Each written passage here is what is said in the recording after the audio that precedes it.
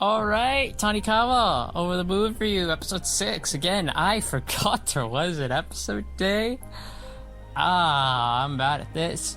So, this episode is continuing the honeymoon. We're continuing and concluding the honeymoon today.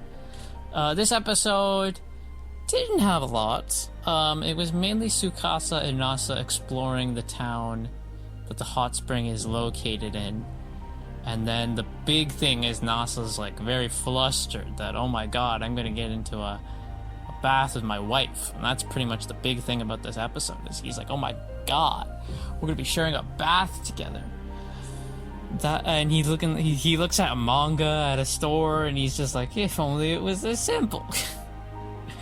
Well, it's not.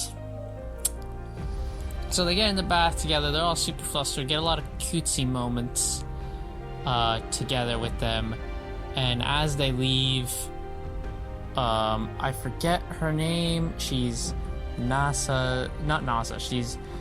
Tsukasa's guardian. That's what they said.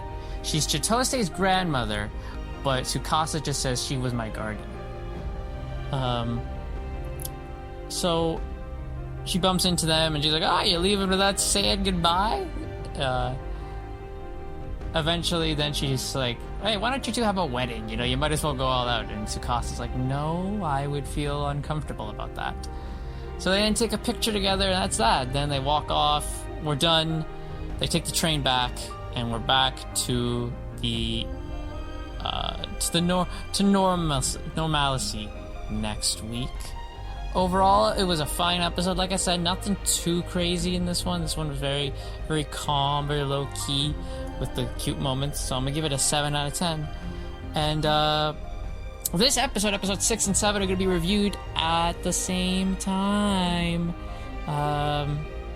Why? Because of scheduling and stuff like that. So episode 6 and 7 reviews come at the same time. Woohoo! So that's episode 6, 7 out of 10. Now on to episode 7. Right, now we move on to episode 7. Yes, these are being recorded a week apart because scheduling.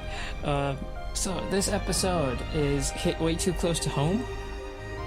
Nasa and Tsukasa want an air conditioner because it's getting hot. And we're getting close to summertime. So it's getting hot. That is true in the real world as well. It is getting quite hot now, and I'm enjoying it. I'm not a cold guy, I'm a hot guy.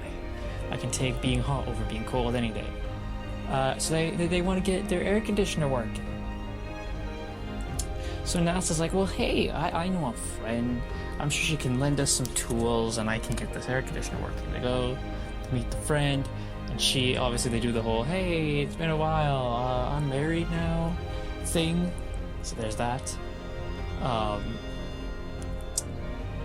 So she lends them the tools, Nasa gets the air conditioner working, and then they again hit way too close to home, because then when they go to sleep, Nasa turns off the air conditioner, and he's like, damn, it's hot.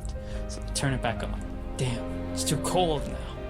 Then they find the right setting, right? Then they gotta go and find the right setting. That's true. That is so true. It's hot during the day, you turn the air conditioner on, you go to bed with the air conditioner on, you're like, god, it's the freaking polar ice caps out here, man. So after that little dose of reality that made me go, why is this accurate? We have Tsukasa, and she meets up with, she doesn't meet up with, she's just interrupted doing her, her daily work by, one of Konami's classmates. She just bursts in, and she just starts talking to Tsukasa.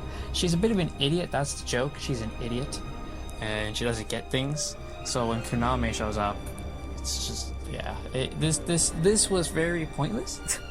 I didn't care for it. It was more annoying than anything. It did feel like, oh, we're killing time.